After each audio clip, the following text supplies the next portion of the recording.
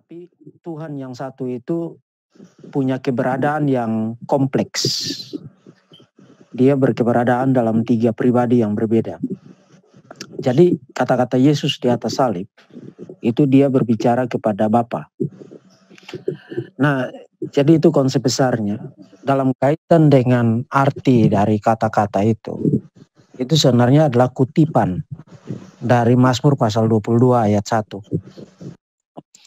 Nah, Yesus memang hanya kutip ayat 1, tapi sebenarnya adalah kebiasaan orang-orang Yahudi pada abad pertama. Misalnya, kalau saya bilang begini,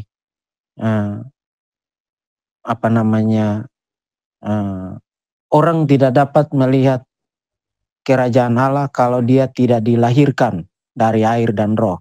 Nah, itu kita bukan hanya ingat ayat itu, tapi kita ingat seluruh konteksnya. Oh, itu percakapan Yesus dengan Nikodemus. Jadi yang muncul di dalam pikiran kita itu bukan hanya satu ayat itu, tapi ayat itu di dalam seluruh konteksnya. Nah, begitu juga dengan kata-kata Yesus yang dia kutip dari Mazmur pasal 22 ayat 1. Allahku, Allahku, mengapa engkau meninggalkan aku? Di dalam konteksnya,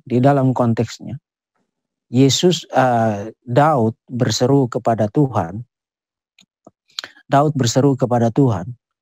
Kemudian di bagian akhir dari Mazmur itu Daud mendapatkan pertolongan Tuhan. Jadi kita mesti ingat konteks itu. Dengan kata lain, seruan Yesus di situ itu bukan seruan keputusasaan, tapi seruan yang menandai kemenangannya, karena nanti 3 hari kemudian dia akan bangkit mengalahkan maut, jadi hidup kembali dari kematian. Jadi itu seruan yang seruan di dalam seruan orang benar yang menghadapi penderitaan, tetapi dari konteksnya kita tahu bahwa seruan itu dijawab melalui pertolongan Tuhan bagi dia. Dan di dalam konteks kehidupan Yesus, pertolongan Tuhan bagi Yesus di dalam penderitaannya adalah dia bangkit pada hari yang ketiga. Itu sebabnya perjanjian baru secara konsisten menyatakan bahwa Allah membangkitkan dia dari antara orang mati. Meskipun di dalam Injil Yohanes, Yesus juga bilang, tidak ada orang yang bisa ambil nyawa saya, kecuali saya sendiri yang memberikannya. Dan saya berkuasa untuk mengambilnya kembali. Jadi, di dalam sejarah penafsiran, orang biasanya menafsirkan itu sebagai ekspresi waktu Yesus berseru, Allahku, Allahku, mengapa engkau meninggalkan aku? Mereka tafsirkan itu bahwa hubungan yang intim antara Yesus dan Bapa pada saat Yesus mengalami penderitaan, itu hubungan itu menjadi terputus. Nah, kenapa mereka berkesimpulan begitu? Karena Yesus mengutip dari Mazmur pasal 22 ayat 1. Nah, saya percaya itu tidak benar. Dulu saya sempat berpikir begitu karena tampaknya kata-kata Yesus di situ mengindikasikan bahwa Bapa meninggalkan Yesus. Tapi sebenarnya kenapa itu tidak benar? Karena tafsiran begitu adalah tafsiran yang berbahaya. Karena itu berarti pernah ada masa di mana hubungan intratrinitarian, hubungan antara Bapa dan anak, itu pernah terputus. Dan itu sesuatu yang simply tidak mungkin. Karena hubungan Bapa dan anak, itulah hubungan ilahi. Hubungan ilahi. Itu yang pertama. Yang kedua, kenapa tafsiran itu juga tidak mungkin? Tidak mungkin karena kematian itu tidak berarti orang itu berhenti menjadi tidak ada. Berhenti menjadi ada. Kita tidak pernah percaya itu. Kematian itu hanya berarti terpisahnya jiwa dari tubuh. Dan orang berpindah kepada satu dimensi kehidupan yang lain. Jadi kalau kita mati itu bukan berarti kita berhenti, tidak berarti kita berhenti menjadi ada. Kita tetap ada. Tapi kita ada dalam dimensi yang lain. Nah sekarang kan kita ada dalam dimensi ruang dan waktu. Jadi seruan Yesus di situ tidak boleh ditafsirkan bahwa relasi antara Yesus dan Bapa menjadi terputus pada saat Yesus disalibkan kemudian mati di atas kayu salib. Itu tidak boleh ditafsirkan begitu. Tapi dari segi konteksnya seruan itu adalah seruan orang benar yang menderita. Dan konteks Mazmur itu mengatakan bahwa seruan orang benar yang menderita itu dijawab melalui pertolongan Tuhan. Dan itu kita bisa baca itu dalam seluruh cerita kitab Injil, bahwa Yesus mengalami kematian, tapi kemudian dia bangkit pada hari yang ketiga. Oke. Gimana Mbak Jesslyn? Udah nangkep ya? Atau makin bingung? Masih bingung atau makin bingung? Udah, ya memang masih perlu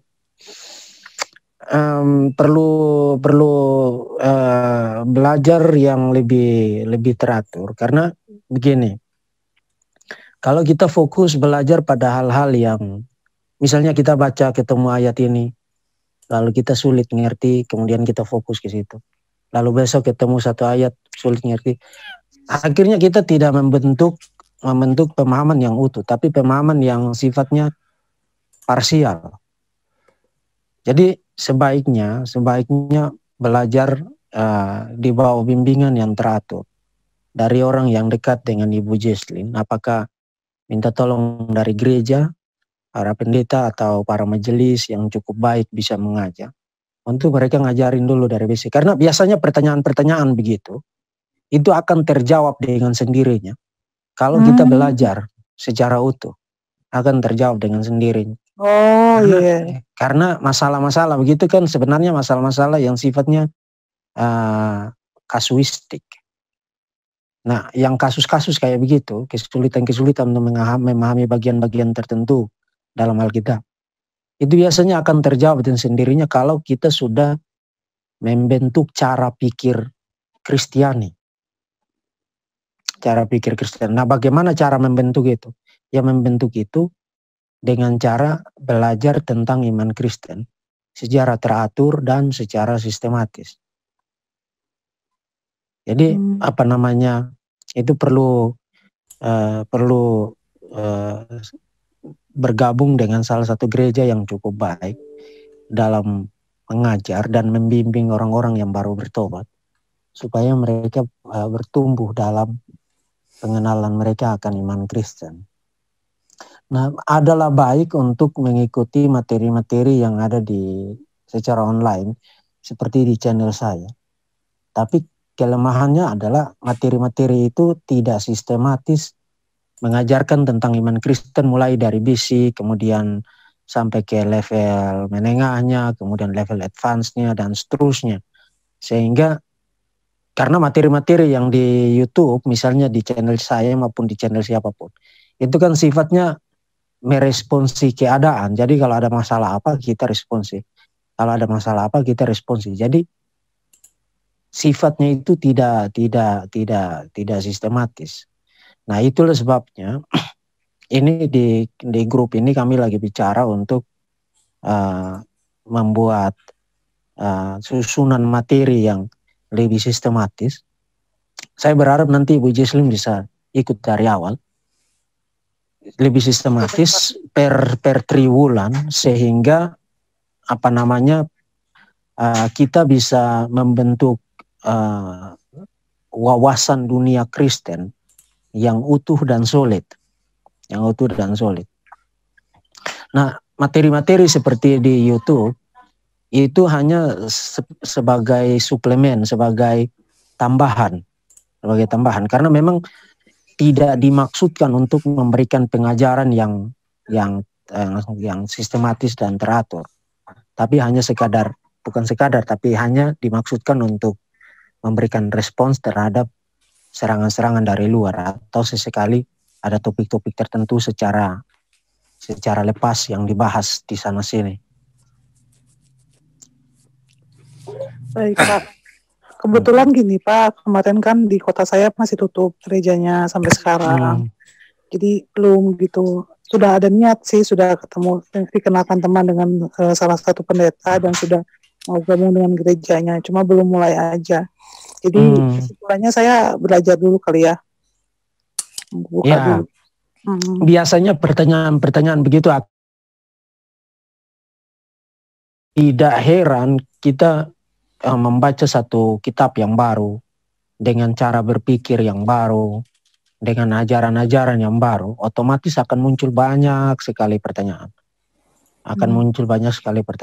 Nah, tapi semua pertanyaan itu sebenarnya akan satu persatu makin lama akan terjawab dengan sendirinya seiring dengan kita belajar mendalami iman Kristen.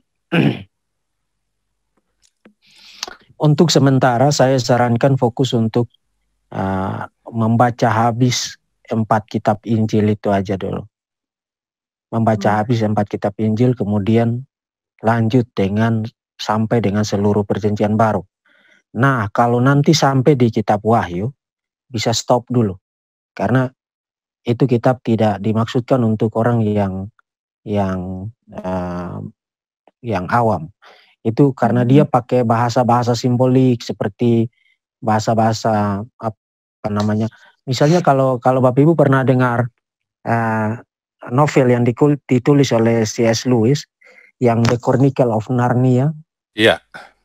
Kan ada filmnya juga kan? Iya, ada filmnya. Nah, itu adalah satu-satunya literatur modern yang menggunakan jenis sastra apokaliptik.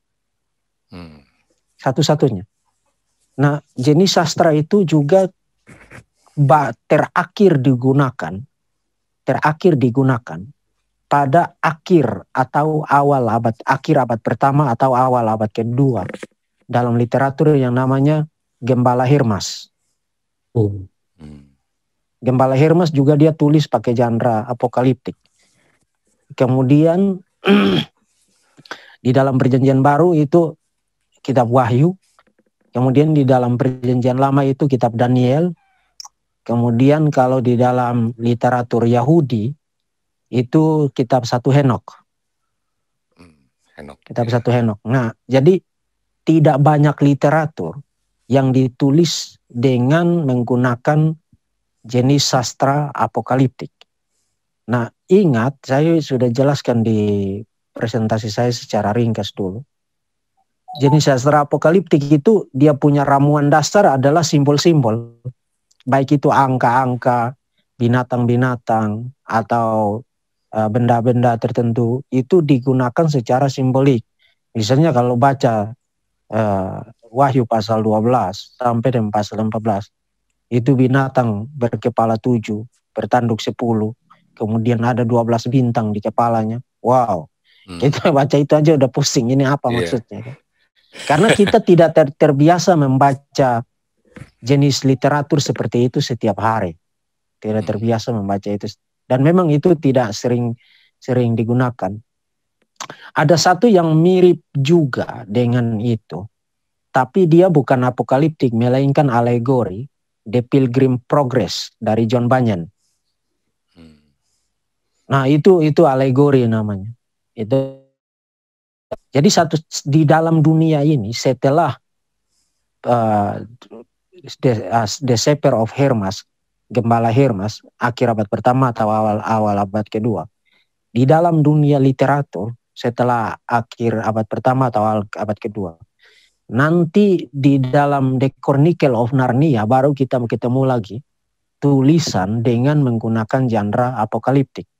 Misalnya kalau kita baca The Chronicle of Narnia itu kan anak-anak kecil itu begitu buka pintu, mereka lihat kuda bersayap, kemudian binatang-binatang yang aneh-aneh lah. Masuk ke dalam satu dunia yang sama sekali lain. Ada Aslan. Iya, Aslan. Ya. Singa yang bisa bicara, iya. Iya, dan Aslan di situ adalah Kristus sebenarnya. Iya, raja, iya. Ya, adalah Kristus. Ya. Jadi kita ketemu satu imagery, satu gambaran tentang dunia yang kita tidak lihat setiap hari. Jadi dimaksudkan untuk membaca dengan imajinasi, tetapi tidak dimaksudkan untuk ditafsirkan secara liar. Karena setiap imaji-imaji itu sudah diberikan arti oleh penulisnya. Jadi misalnya membaca kitab Wahyu, semua simbol-simbol itu sebenarnya kan ada di dalam perjanjian lama. Jadi hanya mereka yang ngerti perjanjian lama, yang waktu baca kitab Wahyu, mereka tahu ini maksudnya apa. Ini maksudnya apa? Misalnya dia bicara tentang Roh Kudus dengan sebutan 7 roh. Nah, bukan berarti ada 7 roh. Itu kan sebenarnya ada di dalam kitab Yesaya, roh hikmat, roh pengetahuan, dan lain. Jadi itu ada 7 aspek dari roh, dan dia sebut itu the seven spirit. Itu digunakan di dalam salam pembukanya, mulai dari ayat 3 sampai dengan ayat ke-8 Wahyu pasal 1. Jadi dia kasih salam dari Bapa, kemudian salam dari Kristus, kemudian salam dari the seven spirit. Artinya itu salam yang trinitarian, cuman karena dia tulis dalam genre literatur, jadi dia gunakan bahasa-bahasa yang kita baca kita pusing, kecuali kalau kita ngerti perjanjian lama. Makanya tadi saya bilang, baca dulu kitab-kitab Injil sampai selesai, lalu kisah para rasul, lalu surat-surat Paulus. Nah, kalau sampai di kitab Wahyu mau stop dulu tidak apa-apa. Tidak apa-apa. Baik Pak, saya lihat sekilas di perjanjian lama memang saya banyak yang nggak ngertinya, jadi saya nggak banyak baca gitu, lebih fokus ke perjanjian baru dulu Pak, sebetulnya gitu. Cuman karena saya sering dengar nonton YouTube, belajar, oh ini begini, itu begitu, memang ngerti sendiri. Cuman kalau yang saya tanya itu benar-benar saya nggak ngerti, udah dijelasin pun nggak ngerti. Dan memang berbeda sih konsepnya dengan waktu di agama saya sebelumnya. Pengertiannya tuh berbeda gitu, nggak asal ngertiin seperti asal aja gitu. Memang ada ya berbeda aja, makanya agak-agak harus beradaptasi lagi gitu Pak istilahnya. Dan sebenarnya susunan kitab-kitab perjanjian baru itu sudah dimaksudkan untuk menolong orang belajar secara sistematik. Karena ingat kitab-kitab perjanjian baru dimulai dengan kitab-kitab Injil. 4 kitab Injil. Matius, Markus, Lukas, Yohanes. Nah, kenapa dimulai dengan 4 kitab Injil itu? Susunan urutannya, urutan pertamanya. Karena dimaksudkan untuk orang mulai dengan pengetahuan tentang Yesus itu siapa. Nah, 4 kitab Injil itu kasih tahu kita tentang biografi Yesus. Jadi kita mulai dengan kenal Yesus itu siapa, sampai dengan dia naik ke surga. Itu mulai dari kelahirannya sampai dengan dia naik ke surga. Kemudian di antara kitab-kitab Injil dengan surat-surat Paulus itu ada kisah para rasul. Nah, kenapa mereka, padahal sebenarnya kan kalau kita belajar perjanjian baru, Injil Lukas itu lanjutannya adalah kisah para rasul. Jadi Lukas menulis 2 volume. Volume yang pertama itu Injil Lukas, kemudian diikuti dengan volume yang kedua kisah para rasul. Tetapi ketika ditempatkan di dalam perjanjian baru, Injil Lukas itu dipisahkan dari kisah para rasul. Injil Lukas diikuti dengan Injil Yohanes. Nah, kenapa begitu? Karena orang mesti baca dulu biografi Yesus, kemudian in case kalau dia tanya, oke, setelah Yesus naik ke surga lalu apa yang terjadi? Jawabannya ada di kisah para rasul. Terbentuk gereja perdana dimulai dari Yerusalem setelah pada saat para murid menerima pencurahan Roh Kudus.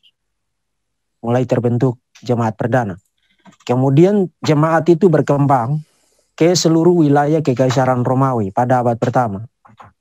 Nah, ketika jemaat sudah berkembang, terbentuk jemaat-jemaat itu muncul masalah-masalah dalam jemaat. Nah, masalah-masalah itu ditangani melalui surat-surat.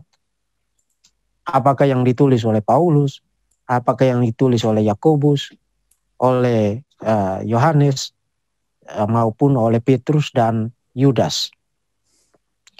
Kemudian gereja yang sudah terbentuk itu, apa yang akan terjadi dengan mereka? Ya, mereka sedang hidup dalam penantian akan kedatangan Yesus yang kedua kali. Nah, oke. Kalau gitu apa gambarannya kedatangan Yesus yang kedua kali? Ya, baca kitab Wahyu.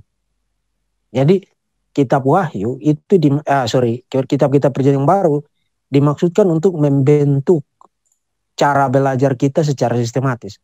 Dimulai dari siapa itu Yesus, apa yang dia kerjakan, kemudian diikuti dengan terbentuknya gereja mula-mula, Kisah Para Rasul, kemudian diikuti dengan pemeliharaan terhadap jemaat-jemaat yang sudah terbentuk melalui surat-surat, kemudian diakhiri dengan kitab Wahyu untuk memberitahu bahwa kita hidup di dalam dunia hanya sementara, kita sedang menanti momentum yang sangat penting, yaitu kedatangan Yesus yang kedua kali. Iya, betul. Mantap, Jadi, Pak, mantap. padahal kalau dari segi urutan tahun penulisannya, saya tidak tahu apakah Bapak Ibu pernah dengar informasi ini atau tidak. Tapi yang paling pertama ditulis itu bukan kitab-kitab Injil, tapi surat-surat Paulus. Saya Jadi dengar dari itu 15 tahun ya katanya. Korintus itu Pak. Surat-surat Paulus seluruhnya ditulis dalam jangka waktu 15 tahun. Ya. Tapi yang dari segi urutan kronologi penulisan dokumen tertulis kekristenan yang paling pertama ditulis adalah surat-surat Paulus. Nah, memang ada perdebatan apakah surat Galatia atau surat 1 Tesalonika adalah surat yang pertama. Saya sendiri percaya surat 1 Tesalonika. Nah, kalau itu benar, berarti dokumen terawal Perjanjian Baru adalah surat 1 Tesalonika. Jadi, meskipun surat-surat itu ditulis lebih dahulu, tetapi ditempatkan setelah kitab-kitab Injil. Karena susunan kitab Perjanjian Baru itu tidak disusun begitu berdasarkan urutan tahun penulisannya, tapi disusun berdasarkan sistematika edifikasi jemaat. Sistematika memberikan pengajaran kepada jemaat itu sistematikanya bagaimana. Orang harus mulai dari Yesus. Yesus itu siapa? Siapa dia? Apa yang dia kerjakan? Dan kenapa itu penting? Setelah itu, 4 kitab Injil itu, lalu orang tahu tentang bagaimana dampak dari kehidupan dan pelayanan Yesus melalui para rasul setelah Yesus naik ke surga. Nah, itu kita baca di dalam Kisah Para Rasul. Setelah itu orang membaca tentang tersebarnya kekristenan ke berbagai tempat-tempat penting di dalam Kekaisaran Romawi. Dan kita baca itu di dalam surat-surat. Misalnya ke Korintus, Galatia, Efesus, Filipi, Kolose, dan lain sebagainya, Roma dan lain sebagainya. Kemudian setelah itu kitab Perjanjian Baru diakhiri dengan kitab Wahyu untuk memberitahu tentang momentum final dari gereja itu apa. Maka diakhiri dengan kitab Wahyu yang pasal 21 dan pasal 22-nya bicara tentang langit baru dan bumi baru atau Yerusalem baru. Mantap, mantap. Luar biasa.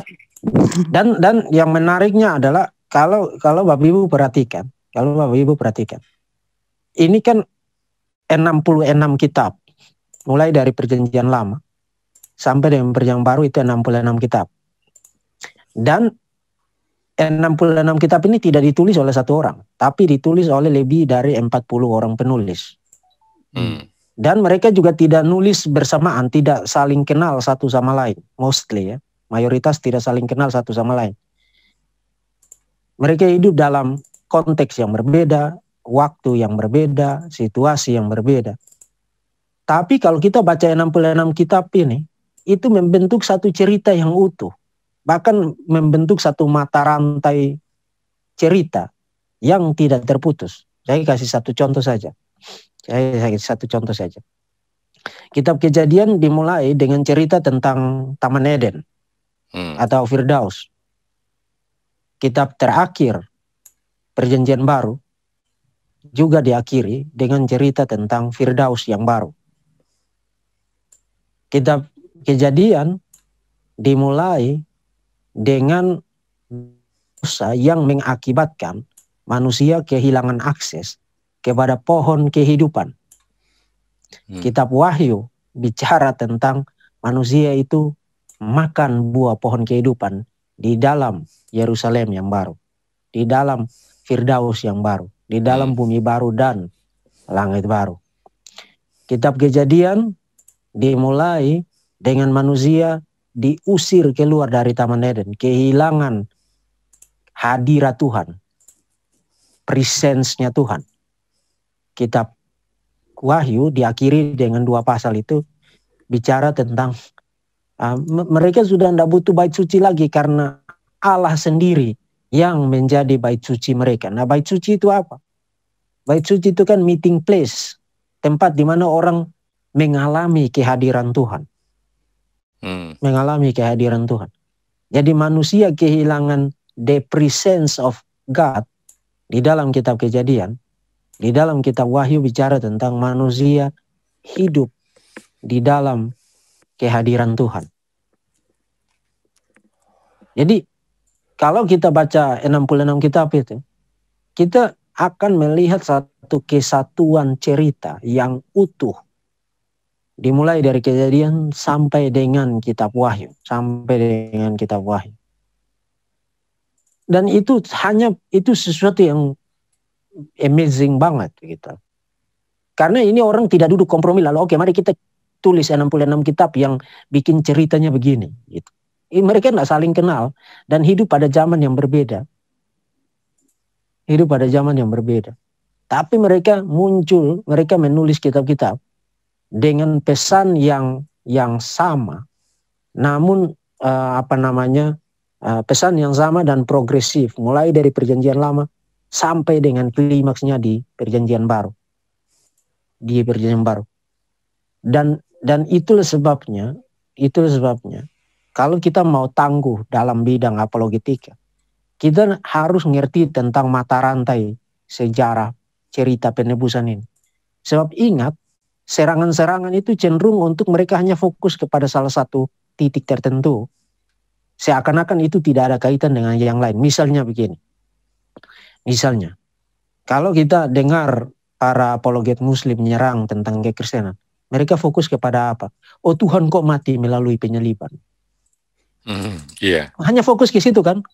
Tapi mereka lupa bahwa itu satu mata rantai loh itu. Penderitaan, penyaliban, kematian, dan kebangkitan. Nah, mereka tidak mau bicara kebangkitan. Biasanya mereka hanya fokus kepada penyaliban dan kematian. Tuhan kok disalibkan, Tuhan kok mati. Tapi mereka lupa, dia bangkit loh 3 hari kemudian loh. Jadi mereka sengaja membuat kita hanya fokus kepada 1 atau 2 mata rantai. Lalu melepaskan itu dari kaitannya dengan mata rantai yang lain yang menyatu mulai dari Perjanjian Lama dan Perjanjian Baru. Nah, kita tidak boleh membiarkan itu terjadi. Begitu mereka fokus kepada salah 1 atau 2 mata rantai, kita ingatkan mereka, kamu baca terus, jangan cuma comot itu. Tapi lihat kaitannya. Karena 3 hari kemudian dia bangkit. Dia tidak dikuasai oleh kematian. Dan kebangkitannya itu yang justru membuktikan bahwa klaim-klaimnya mengenai dia itu siapa. Dan mengenai misinya itu menjadi tervalidasi.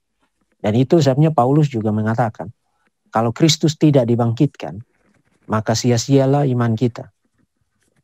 Jadi kebangkitan Yesus itu memvalidasi, membuktikan semua klaimnya mengenai dia itu siapa dan mengenai misinya, untuk apa dia datang. So, kalau dia mati dan tidak bangkit, dia hanyalah seorang Yahudi abad pertama yang tercatat namanya sebagai di deretan orang-orang yang mengalami tragedi kehidupan. Iya. Tapi Mati dia konyol. bangkit kembali. Ya, bangkit kembali. Dan itu mengubah segala sesuatu. Makanya kalau orang bertanya dan hanya butuh satu jawaban, singkat, padat, dan jelas, kenapa kekristenan benar? Jawabannya singkat, kebangkitan Yesus. Iya, betul. That's it. That's it. Betul. Karena Yesus selama hidupnya mengklaim banyak hal kan. Tapi apa gunanya klaim-klaim itu kalau dia mati kemudian tidak bangkit? Tidak bangkit. Kita hanya akan mengenang dia sebagai salah satu dari sekian miliaran orang yang mati secara mengenaskan, mengalami tragedi kehidupan. Dan kita hanya bisa bilang, aduh kasihan ya. Iya, mati konyol. Mati konyol. Bung Deki mau nanya dong. Iya. Matius 16 ayat yang 28. Aku berkata kepadamu, sesungguhnya di antara orang yang hadir di sini ada yang tidak akan mati sebelum mereka melihat Anak Manusia datang sebagai raja dalam kerajaannya. Ini sering diartikan oleh kaum preterism yang mengatakan Yesus telah datang yang kedua kalinya pada tahun 70 Masehi. Iya. Nah, maksud dari Matius 16 ayat 28 ini sebenarnya apa ya, Bung Diki? Ya, itu saya ada tulis satu artikel di blog saya supaya penjelasannya lebih detail. Nanti saya kasih linknya di Telegram ya. Karena itu tafsiran tentang itu cukup beragam, tapi sebenarnya akan jauh lebih tepat kalau kita memahami itu dalam kaitan bukan hanya karena Matius konteks dekat, ya konteks dekat dari kata-kata Yesus di situ adalah peristiwa transfigurasi. Yesus dimuliakan di atas gunung, tetapi tidak mungkin hanya peristiwa transfigurasi karena terlalu dekat dengan peristiwa itu. Ya, Matius pasal 16, di Matius pasal 17 kan transfigurasi. Kemudian klimaksnya adalah Pentakosta. Peristiwa Pentakosta. Jadi jauh lebih tepat kalau itu dikaitkan dengan peristiwa Pentakosta pada Kisah Rasul pasal 2 ya. Pasal 2. Oh, berarti ini klimaksnya di Kisah Rasul 2 ya. Bukan berarti merujuk kepada dia datang kedua kalinya ya. Iya. Karena bukan hanya ini teks digunakan oleh para penganut aliran preteris, tapi juga bagi mereka yang liberal, mereka gunakan itu untuk bilang oh Yesus salah prediksi.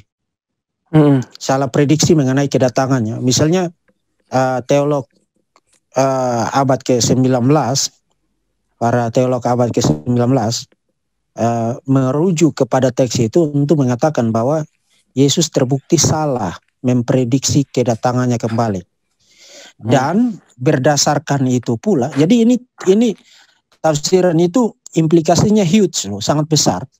Karena berdasarkan itu pula kemudian mereka mengemukakan teori mengenai kenapa Perjanjian Baru ditulis. Nah, ingat Perjanjian Baru kitab pertama kalau pendapat ini benar itu ditulis sekitar akhir tahun 40-an. 1 Tesalonika 49 atau tahun 50. Nah, Yesus mati tahun 33, bangkit ya, tahun 33 ya, konsensusnya begitu. Nah, itu berarti ada time gap berapa lama? 6 tahun. 7 tahun, 6 tahun. 33 6 tahun 7 tahun. Hampir 20 tahun, hampir. Karena 49 50 kan? Betul. Ya, 17 sampai 15 sampai 20 tahun. Pertanyaan. Kenapa mereka tidak segera menulis Perjanjian Baru setelah Yesus naik ke surga? Kenapa tunggu belasan tahun atau even 20 tahun kemudian baru mereka tulis? Nah itu surat Paulus loh. Tapi kalau bicara kitab-kitab Injil lagi, konsensus di kalangan para scholar adalah tahun 60-an. Baru Injil Markus ditulis. Nah itu yang paling bawah loh, itu limit paling bawah loh itu. Karena ada yang bilang 70, ada yang bilang 80 dan seterusnya. Jadi limit paling bawahnya adalah 60. Artinya time gap-nya lebih besar lagi kan. Dari 33 ke 60 kan hampir 30 tahun kan. Ya. Nah kalau begitu pertanyaan, kenapa mereka tidak langsung tulis kitab-kitab Injil? Orang-orang liberal jawab begini, mereka tidak langsung tulis karena mereka pikir Yesus akan segera datang. Berdasarkan kata-kata Yesus. Tapi ternyata tunggu Yesus sudah datang. Maka mereka nulis untuk mereinterpretasi, menafsirkan ulang kata-kata Yesus. Kenapa dia tidak datang? Tidak segera datang. Jadi kitab-kitab Injil menurut orang-orang liberal itu ditulis untuk menjawab pertanyaan mengenai the delay of parousia, penundaan parousia. Kenapa Yesus tidak segera datang? Parousia berarti Yesus datang kedua kali kan. Jadi kenapa terjadi delay? Kenapa terjadi penundaan? Nah itu adalah pandangan dari orang-orang liberal menjelaskan kenapa kitab-kitab Injil ditulis. Untuk menjelaskan tentang the delay of parousia, penundaan kedatangan Yesus yang kedua kali. Nah dari mana mereka dapat ide itu? Dapat dari teks itu, karena mereka membaca itu secara literal bahwa Yesus berpikir dia akan segera datang kembali. Tapi ternyata dia tidak segera datang kembali. Bahkan kita udah tunggu lebih dari 2 milenia sekarang. Yesus tidak datang kembali. Dan itu membuktikan Yesus salah memprediksi kedatangannya yang kedua kali. Jadi ini satu teks yang kalau mau dibaca dari perspektif liberalisme, itu implikasinya bukan hanya soal Yesus salah memprediksi kedatangannya yang kedua kali, tapi juga mereka akan kaitkan itu dengan alasan kenapa kitab-kitab Injil ditulis, yaitu untuk menjelaskan penundaan kedatangan Yesus yang kedua kali. Jadi nanti baca aja artikel saya di blog, nanti saya kasih setelah kita jam bincang, nanti saya share di Telegram nanti. Pak Deki, kalau saya boleh berpendapat Pak Deki tentang perkataan Yesus itu, bukankah Yohanes sudah melihat di Pulau Patmos kedatangannya? Ini adalah satu bentuk, menurut saya Pak Deki, kegenapan dari perkataan Yesus itu sendiri, bahwa orang-orang yang ada di sini tidak akan mati sebelum dia melihat kedatanganku yang kedua kali kan? Bukankah Yohanes Pulau Patmos itu sudah melihat kedatangan itu, walaupun dalam bentuk penglihatan? Menurut saya seperti itu tafsiran saya. Bisa saja begitu, cuman kesulitan dari tafsiran itu adalah yang dimaksudkan dengan anak manusia datang di dalam kemuliaannya, itu bukan hanya satu single event, tapi bicara tentang terwujudnya kerajaan anak manusia di dalam sejarah, dan itu sudah mulai disaksikan event oleh mereka yang menjadi pengikut Yesus pada masa itu. Nah, di dalam kitab Wahyu, visi yang dilihat oleh Yohanes itu dimaksudkan untuk tujuan yang berbeda. Dimaksudkan untuk memperlihatkan kepada Yohanes bukan hanya soal situasi orang-orang Kristen pada masa itu dan penghiburan bagi mereka yang sedang mengalami penganiayaan, tapi juga memberikan dia visi mengenai nanti akhirnya itu akan bagaimana. Jadi itu punya tujuan yang berbeda dari itu.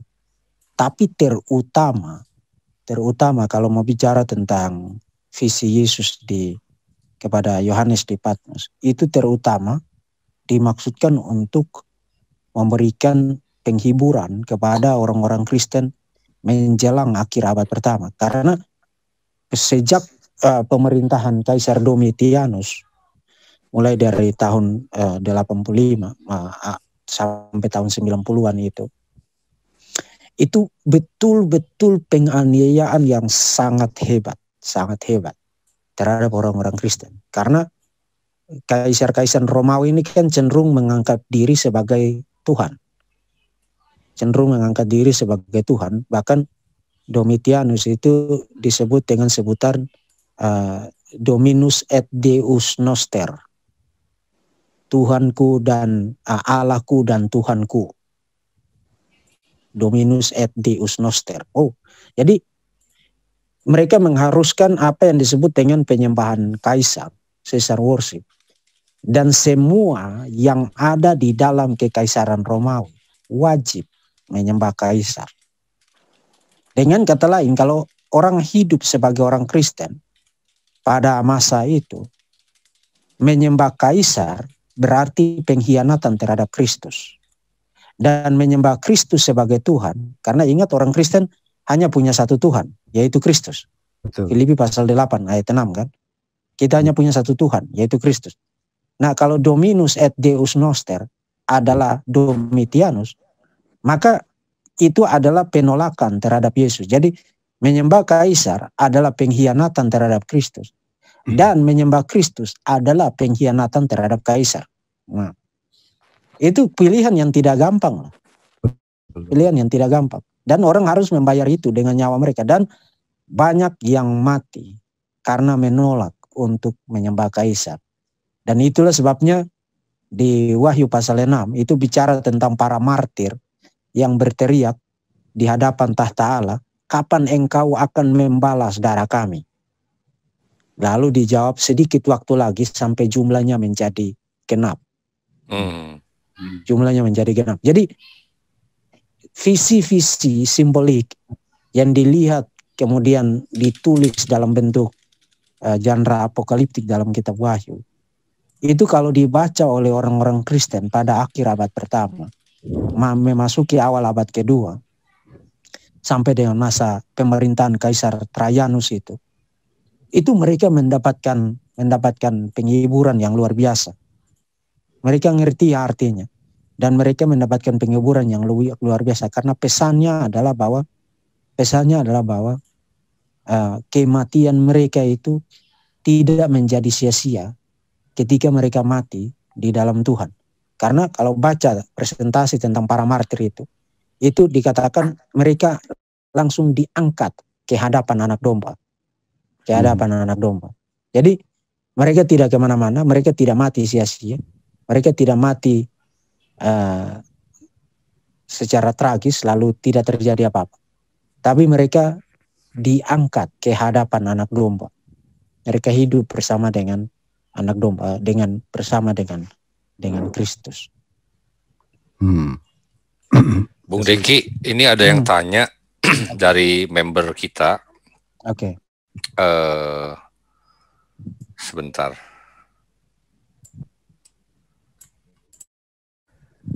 Ini katanya ada permintaan dari Andrew. Apakah boleh nggak minta Om Deki untuk membuat suatu video tentang katekisasi dan sejarahnya dalam kekristenan? Ya bisa. Cuman katekisasi itu kan isinya banyak ya. Kalau orang ikut katekisasi, misalnya di gereja-gereja mainstream yang menjalankan katekisasi, itu kan belajarnya banyak sekali. Materinya kayak orang kuliah juga itu. Jadi mungkin kita juga materi-materi yang sedang kita garap sekarang itu juga punya manfaat untuk manfaat kateketik juga sebenarnya. Karena materi-materi itulah yang biasanya diajarkan untuk pemahaman dasar mengenai kekristenan untuk para calon CD itu kan. Jadi orang ikut katekisasi kemudian dia diteguhkan menjadi anggota CD kan. Iya. Bisa. Cuman itu akan jauh lebih baik kalau diadakan di gereja, karena itu kan dia punya dampak organisatoris. Misalnya di gereja-gereja mainstream itu orang baru boleh ikut perjamuan kudus kalau saya tidak salah ingat kalau dia sudah menjadi sudah ikut katekisasi. Nggak general sifatnya ya, nggak general gitu ya. Nggak sama. Setiap gereja berbeda gitu ya Pak. Iya, dan tidak sama. Halo malam. Selamat malam. Malam. Halo Pak Deki, saya Ana Simanjuntak. Boleh nanya sebentar? Iya, Ibu Ana. Oke, silakan. Ini menjadi suka ada pertanyaan yang kadang-kadang sayanya suka berpikir dengan saya kan baca pernah di Markus. Maaf nih ganggu ya Pak Deki. Enggak, kami lagi ngobrol ini Kak. Ya, silakan Bu. Di Markus 8 ayat 34 yang isinya begini, saya bacakan ya Pak. Lalu Yesus memanggil orang banyak dan murid-muridnya dan berkata kepada mereka, setiap orang yang mau mengikut aku, dia harus menyangkal dirinya, memikul salibnya dan mengikut aku. Saya masih temukan ada orang-orang, ya termasuk saya ya, mungkin analoginya gini, kadang saya, banyak orang lah ya, jangan bilang saya deh, tolong kasih saya pencerahan.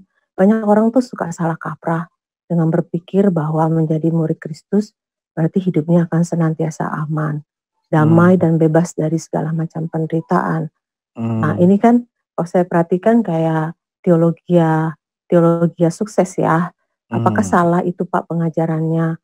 Salah satu ajaran yang kurang tepat mungkin ya yang sering kita temui di sekitar kita itu teologi sukses itu Pak, yang mengajarkan bahwa menjadi orang Kristen berarti harus sukses, diberkati, bebas dari penyakit atau penderitaan. Tolong Pak pencerahannya supaya saya bisa menyampaikan hal ini nggak salah gitu loh. Dari sisi apa? Apakah ini disebut analoginya seperti itu gitu loh Pak? Karena memang benar. Tadi kayak Pak Bagus bilang baca Alkitab tuh jangan setengah-setengah gitu loh. Jangan sekedar cuma satu comotan ayat ini. Tapi kita harus benar-benar meresapi ya Pak, yang memahami gitu. Tolong pencerahannya ya Pak Deki, makasih. Ya, betul. Teologi sukses adalah teologi yang sangat berbahaya. Karena bahkan saya sendiri kalau ditanya tentang teologi sukses, saya akan jawab itu adalah penghinaan terhadap Injil sebenarnya. Karena bukan berarti bahwa Tuhan itu senang kita menderita, bukan itu poin. Dan kita juga tidak senang menderita. Orang yang sedang senang menderita itu orang punya gangguan kejiwaan, masokistik ya. Ya.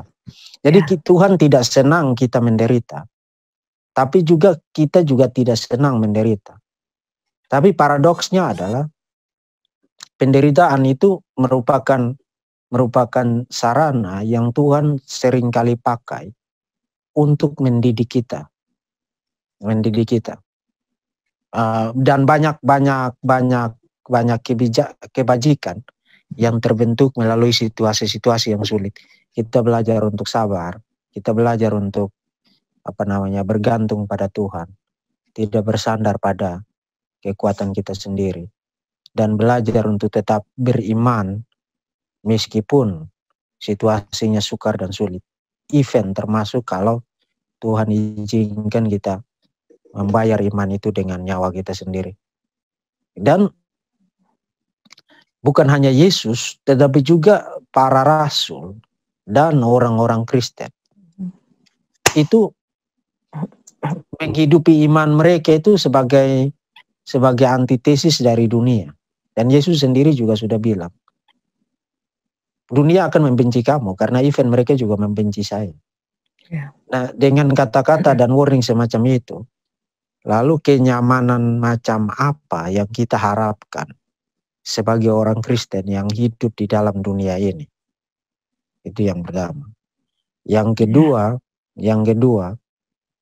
memang saya tahu, tapi puji Tuhan akhir-akhir ini sudah mulai mereda. Tapi kalau kita hidup 10 atau 20 tahun yang lalu, mayoritas gereja mengajarkan apa yang disebut dengan teologi sukses, Injil kemakmuran. Jadi kalau jadi orang Kristen, kalau sakit itu pasti dari setan. Kalau hidup berkekurangan itu berarti dikutuk. Jadi jadi orang Kristen yang spiritual itu harus sehat, berkecukupan secara materi, kalau bisnis lancar dan lain sebagainya. Makanya dulu itu kan menjamur di mana-mana kan kebaktian, kesembuhan ilahi dan lain sebagainya. Nah,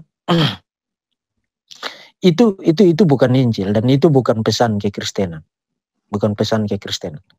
Karena pesan kekristenan adalah keselamatan yang intinya adalah penderitaan, penyaliban, kematian dan kebangkitan Yesus. Dan setelah itu dia harus menjadi murid. Dan menjadi murid itu adalah, Yesus sudah definisikan itu. Menjadi murid berarti memikul salibmu dan mengikut aku. Nah, salib itu mau diromantiskan bagaimanapun itu tidak enak. Karena salib itu simbol penderitaan, simbol kehinaan, simbol ketidakenakan, bahkan simbol kematian. Simbol kematian. Jadi meskipun Tuhan tidak senang kita menderita dan kita sendiri tidak senang menderita, tapi penderitaan sebagai seorang Kristen itu dimaknai sebagai, kalau saya kutip dari seorang scholar, Ajit Fernando namanya, asal Filipina, penderitaan itu adalah ramuan dasar menjadi seorang murid Kristus, menjadi seorang murid Kristus. Jadi berhati-hati mendengar pengajaran yang seperti itu. Tapi bukan berarti bahwa kita tidak memberikan pesan penghiburan kepada mereka yang berkekurangan dan lain sebagainya. Yes, Tuhan memelihara kita kok, Tuhan menjaga kita, iya. Tapi pemeliharaan Tuhan itu jangan dimengerti sebagai pemeliharaan tanpa kesulitan. Itu Alkitab tidak mengajar begitu. Pemeliharaan Tuhan itu mostly kita bisa lihat dengan jauh lebih jelas justru di dalam dan melalui kesulitan. Jadi bukan without, tapi in, di dalam dan melalui kesulitan. Dan itu berkontradiksi 180 derajat dengan pesan dari teologi kemakmuran, teologi sukses atau Injil kemakmuran. Itu 180 derajat berbeda. Itu yang dinamakan teologi salib ya, Pak? Ya, teologi salib. Itu bahkan ada mantan ketua PGI kita, Pak Yewangu. Ingat ya, Pak Yewangu, Dr. Yewangu. Dia tulis disertasinya tentang teologi salib. Ya. Oh, teologi salib. Maksudnya gimana, Pak Diki? Teologi salib itu berarti seluruh kekristenan itu pesan dasarnya adalah penderitaan, kematian, dan kebangkitan Yesus. Dan itu menjadi ciri khas dari kehidupan seorang Kristen. Bahkan ada orang yang gunakan istilah yang lain ya. Cruciformity, dari kata cruci itu kata salib kan. Jadi kehidupan Kristen adalah kehidupan yang dibentuk oleh salib. Dibentuk oleh salib. Salib Kristus. Karena bukan hanya keselamatan kita terletak atas penderitaan Yesus dan kematian Yesus melalui penyaliban. Tapi even gaya hidup kita pun modelnya adalah itu. Modelnya adalah salib Yesus. Karena itu di situ semua bentuk kebajikan yang harus dimiliki oleh seorang Kristen. Semuanya ada di situ. Karena mau bicara kerendahan hati, itu adalah ekspresi terbesar dari kerendahan hati. Karena tidak ada orang egois dan tinggi hati yang memberi dirinya mati secara terhina untuk orang lain. Itu hanya orang yang betul-betul merendahkan diri Dan itu bahkan digunakan oleh Paulus dalam Filipi pasal 2. Merendahkan dirinya, menjadi manusia, hidup taat sampai mati di atas kayu salib.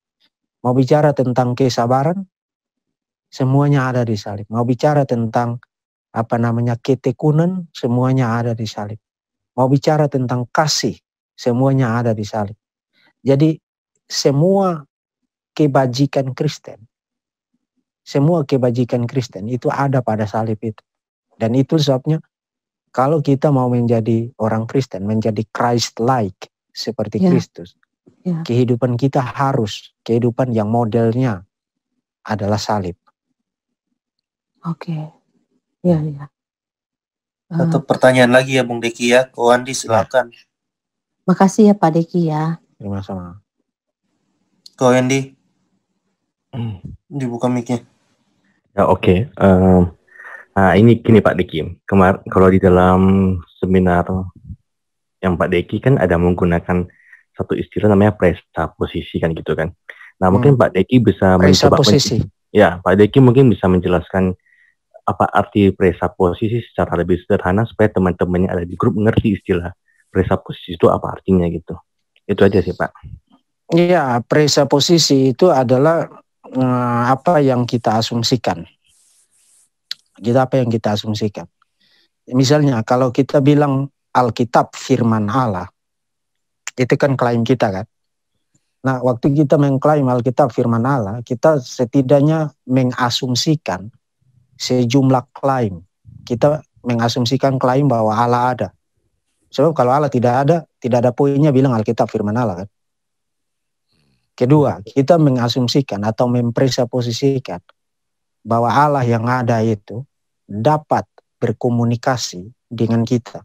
So, kalau meskipun dia ada, tapi dia tidak mau dan tidak dapat berkomunikasi dengan kita, maka apa poinnya mengatakan Alkitab adalah firman Allah.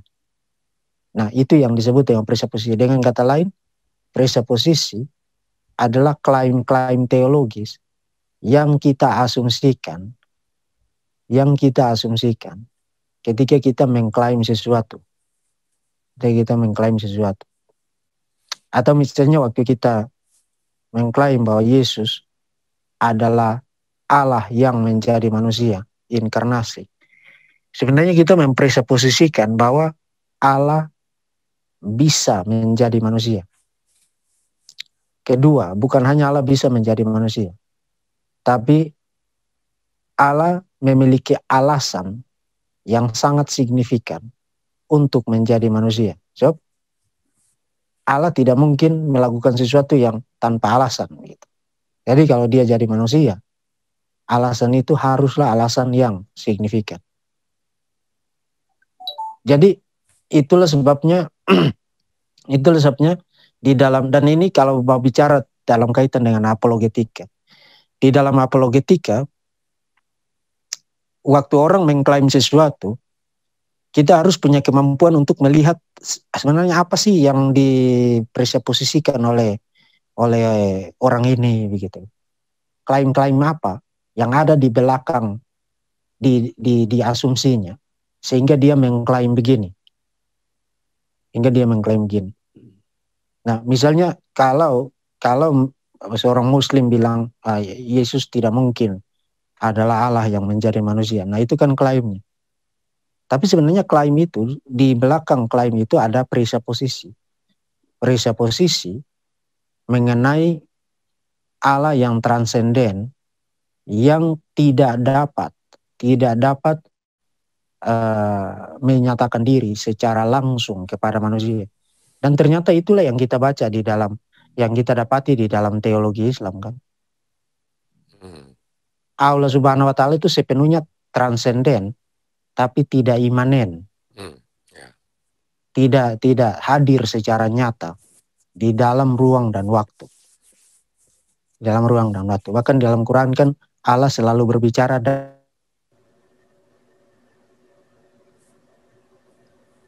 putus ya. Halo, Bang Deki. Putus ya. Oh, putus.